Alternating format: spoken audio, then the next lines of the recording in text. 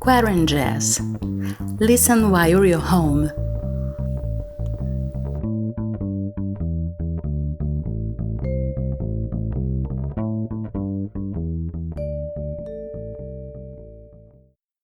Hello and welcome to the 17th episode of QuaranJazz, your weekly update on what jazz musicians from all over the world are doing during social distancing time. I'm Geisa Fernandes from Rio de Janeiro, Brazil. I'm a singer, songwriter, music researcher, and I started this project 17 weeks ago when, this quarantine situation was kind of new to most of us. Since then, many things have changed. I'm still confined, but maybe you are not anymore. Lots of people have already returned to their routines. Lots of musicians are already having their gigs, or at least dealing with dates in the near future.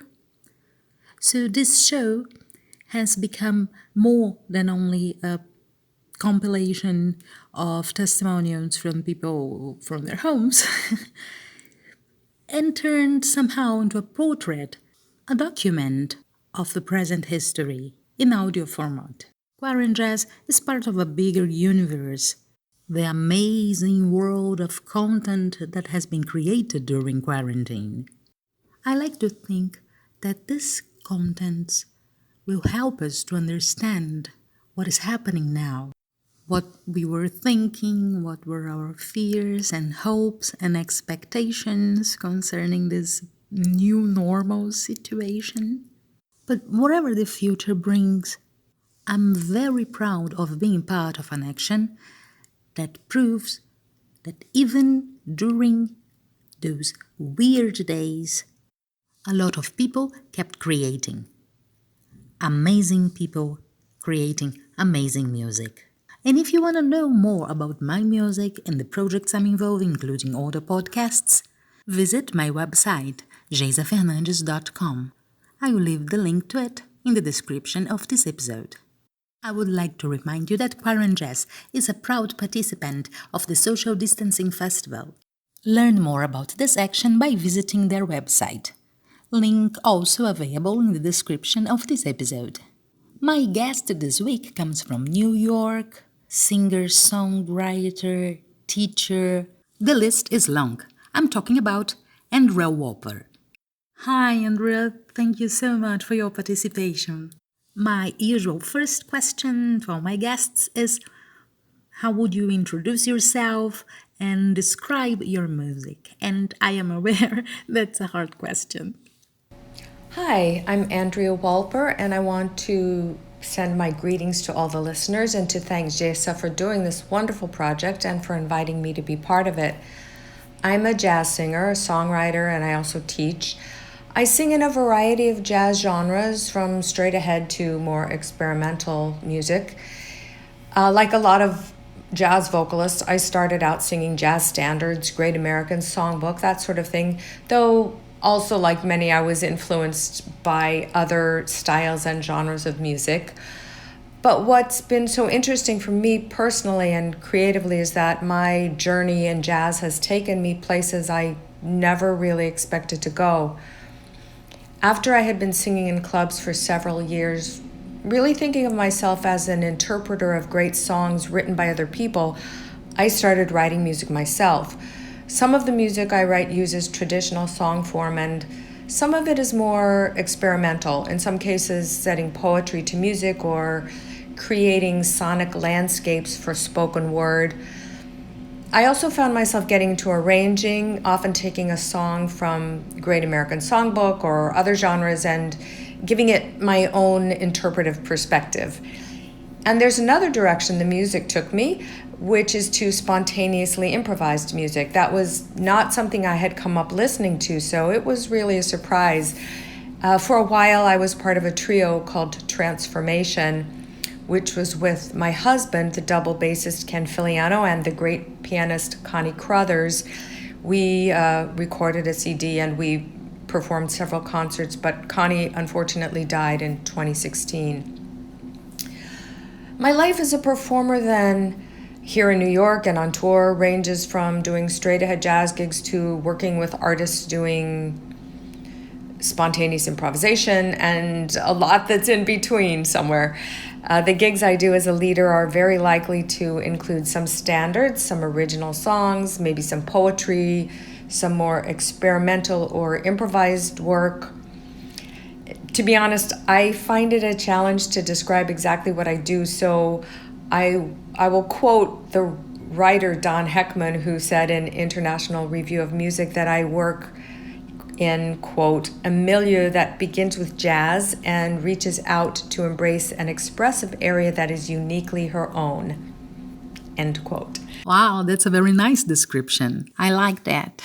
And you mentioned poetry, experimental work. So I was wondering, do you have a fixed format for your presentations? Whether you're going to read a text or not, or, this sort of thing.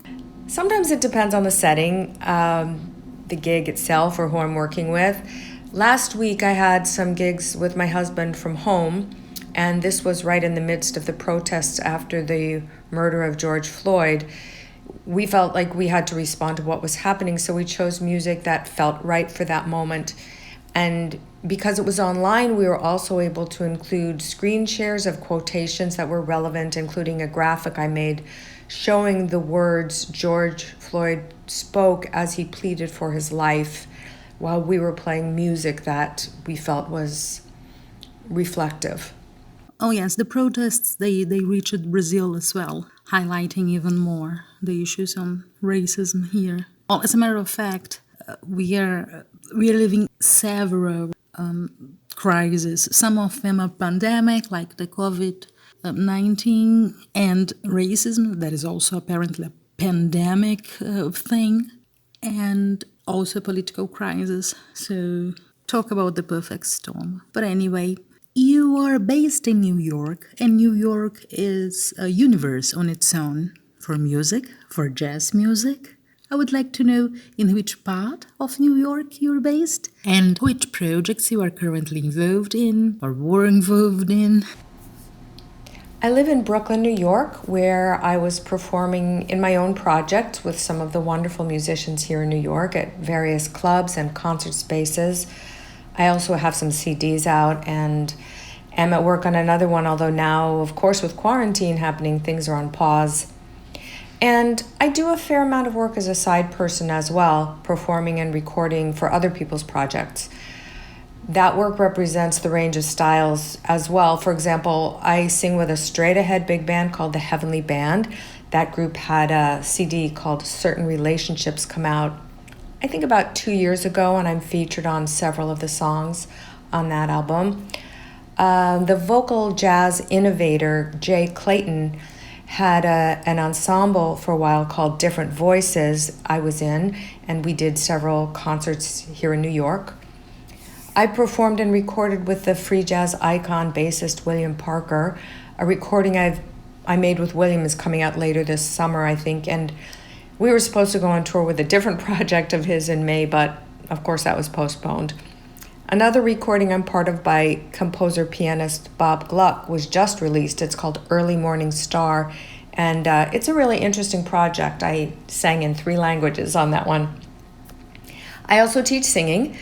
I'm highly influenced in my teaching by the great voice teacher Jeannie Lovetre's somatic voice work.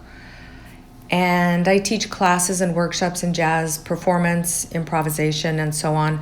I have an online class coming up in July. It's called Scatting the Blues. It's a really nice introduction for people who want to explore scat singing, and it's through the California Jazz Conservatory at cjc.edu. And what else? Well, I've worked for many years, or I did work for many years as a freelance writer and author, and for the last several years, another New York-based singer and I, she's also a professional writer, as well as a singer named Tessa Suter, we've been doing a column in All About Jazz, in which we interview jazz fans. It's on allaboutjazz.com, and it's called Out and About the Superfans. Wow, all great projects. When you told me about this online class, I thought, what a great idea. I would definitely check it out. And now, apart from the projects that are on hold, what other projects are you develop or has been developing during quarantine time? I mean, the real question is, how are you coping with the quarantine time?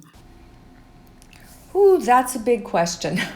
There's the personal response and there's what's going on in the world.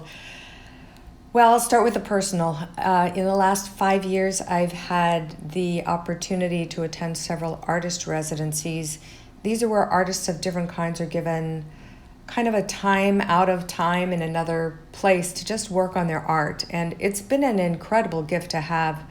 In my experience, it's been from 10 days to 10 weeks of largely unstructured time and space to focus on writing music, studying music, arranging, practicing, all of that away from the normal demands of life. So when quarantine started, I kind of felt like I knew how to handle unstructured time. And I decided that it was a good time to work on some things that I had been wanting to get to but not getting to. So for example, I'd felt for a long time that my website needed to be completely revamped. And so the first week of quarantine, I just jumped in and essentially made myself a new website. My YouTube channel needed to be cleaned up and organized, and I had a bunch of more recent performance videos that had not been titled or uploaded. So I got all that done. Oh, my filing cabinets were a mess, and I completely cleaned those out and reorganized them. I've been practicing music more consistently than ever, checking in more with friends and family more than ever, reading more. So I've been making really good use of this time, but I will say that about 7 weeks in, it really hit me, exhaustion and stress. For one thing, I was dealing with technology more than usual. I had already been teaching some voice students online, but now, of course, all of them. So there was all the technology. But I think also because what I had not done was just taken time to go inward and get quiet and just feel the enormity of what was happening. I kept myself busy, which I think is fine. It's okay. And sometimes when we're dealing with something new and unknown, we are figuring out how to deal with it as we are dealing with it. So that's all fine. And I'm glad that I've accomplished some things and been able to cross some stuff off my list. But I also need to pay attention to other mental and emotional spaces. Anyway, in the midst of all this, my husband and I were invited to do some concerts to be streamed from our home. So that sent us into a flurry of activity on 2 levels. One was figuring out how to make the sound good. We had already seen some streamed concerts where the sound just was not good, and we didn't want to do that. So we really worked hard to get a good balance between us, no distortion, and so on. And it took a lot of trial and error and many test runs, but we did it. We got good sound. And the other thing is that he and I have been playing together in a lot of different settings since a little more than 20 years, but we hadn't been doing a lot of duo gigs. So we had to have several rehearsals to find material that worked well for us as a duo. There are some wonderful bass and voice duos out there. Of course, in jazz, we have the great Sheila Jordan, first with Harvey S. and then with Cameron Brown. And I'm also a fan of the Italian duo Musica Nuda with Petra Magoni and Ferruccio Spinetti. All of these artists make it look so easy, but bass and voice, it's very exposed. So we really did some exploring. And in the end, I think, I was pleased with what we were able to do, and I'm ready to do more. We don't have any more gigs scheduled right now, but I hope something will come along because it was really nice. So that's the more personal stuff, but all of this is happening, of course, against this background that can't be ignored. We're dealing with this pandemic, not knowing what will happen, who will get sick and who won't, who will survive, who won't, How long will we have to stay apart from people? Here in New York, as I know in a lot of places, our jazz clubs, we don't know if they're going to survive. It's just so many questions. And then on top of that, in my country, of course, we're dealing with this fascist takeover in progress. Of course, this didn't happen out of thin air. This current situation is the result of many problems that have been flourishing for far too long. But now we are being taken down a path of such treachery and destruction, and there's this question of whether or not we can stop it and how much we can recover from all of this. And then the third thing, most recently, of course, is this righteous explosion of protests following the murders by police of George Floyd, Breonna Taylor, and others, so many others.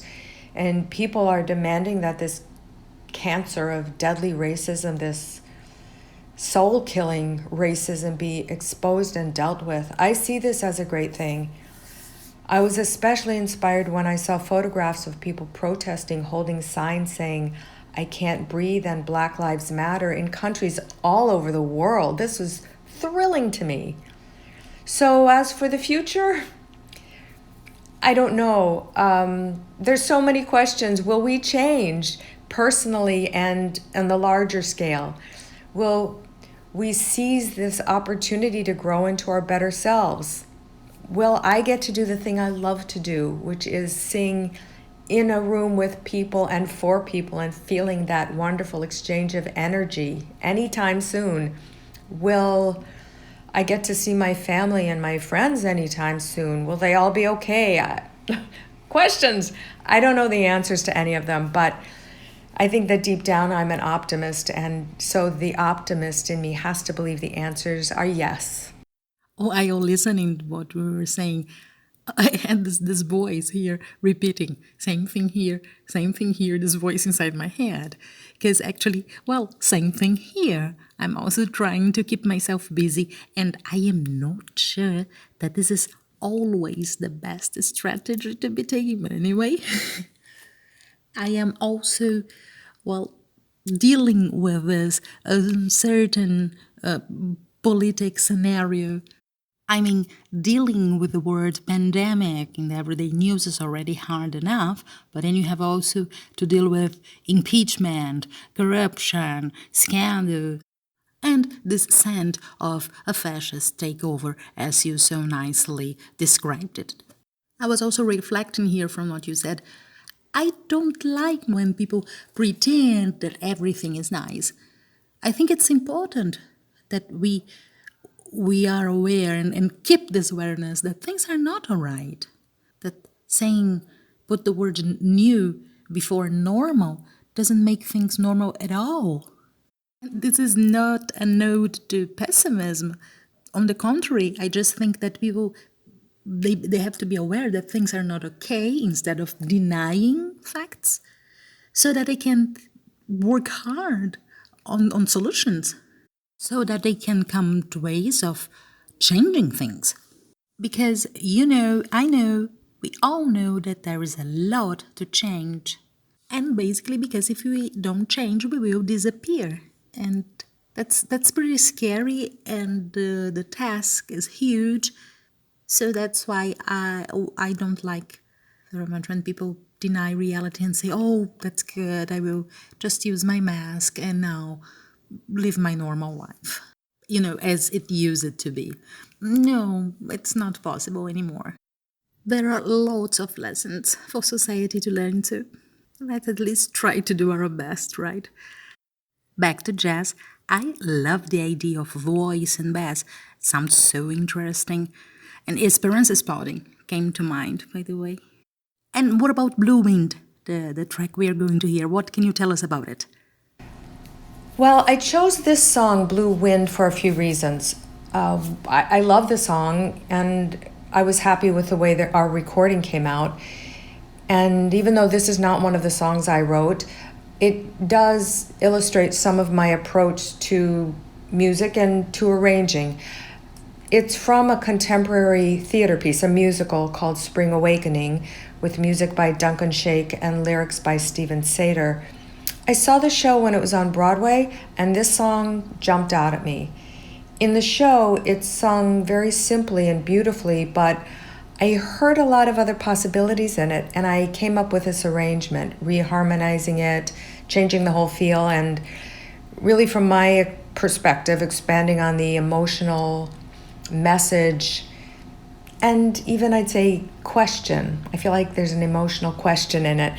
And I also chose it for this program because I think it's an example of that sort of expansive space that some of my music exists in that it's a song with a traditional kind of form, but the improvisation is a bit more open and includes some vocalization that is more often heard in free jazz settings. And then also because I find the lyrics to be somewhat impressionistic and even existential, and that just feels right for the moment that we're all in right now. In addition to me on the vocals, the musicians are Chris Davis, piano, Michael Howell, guitar, Ken Filiano, bass, and Michael T.A. Thompson on drums. This is on a CD of mine called Parallel Lives on the Jazz Media label.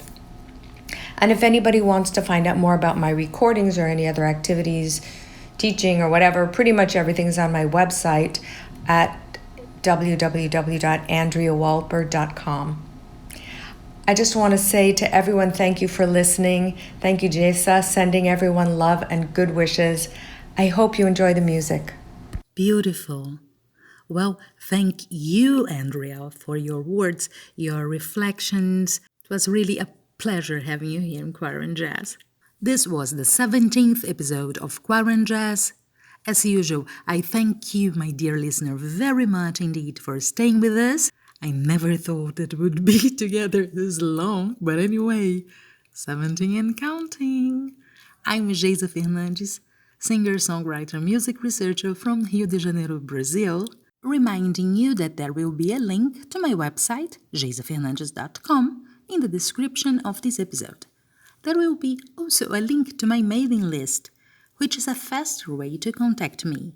And, yes, you also get exclusive content. You will also find my profile in all major streaming and social media platforms. Just look for Geisa Fernandes.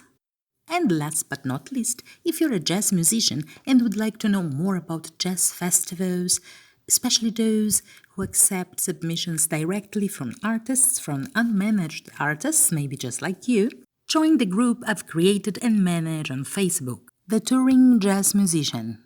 Find us on Facebook groups and join the discussion. This is Geisa Fernandes saying goodbye. Till next week. And now, ladies and gents, Blue Wind.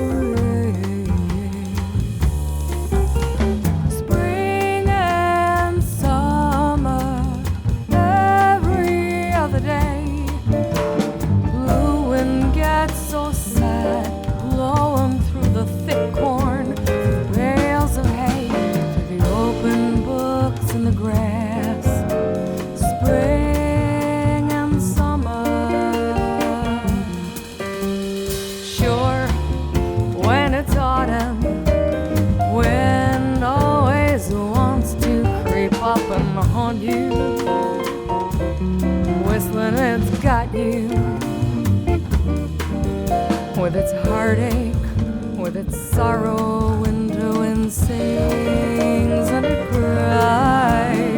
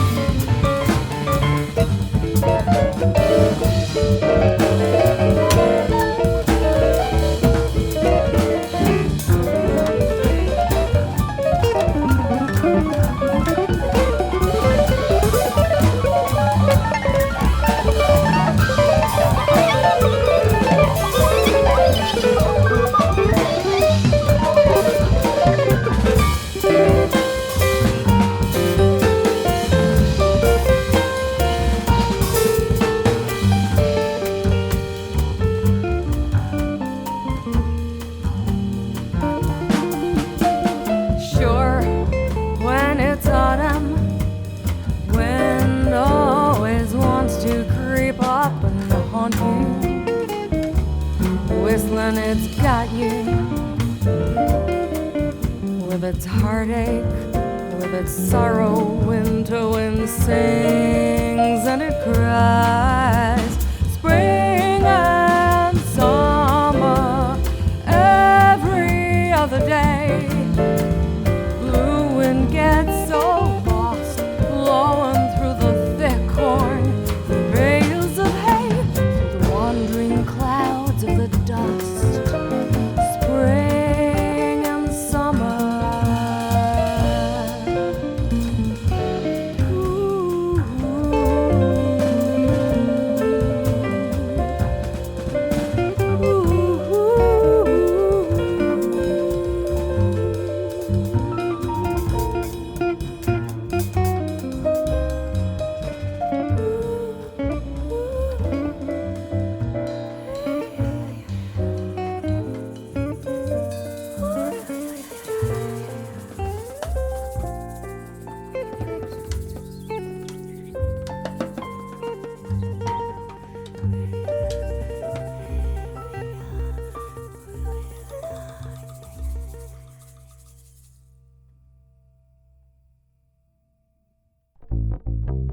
QuaranJazz.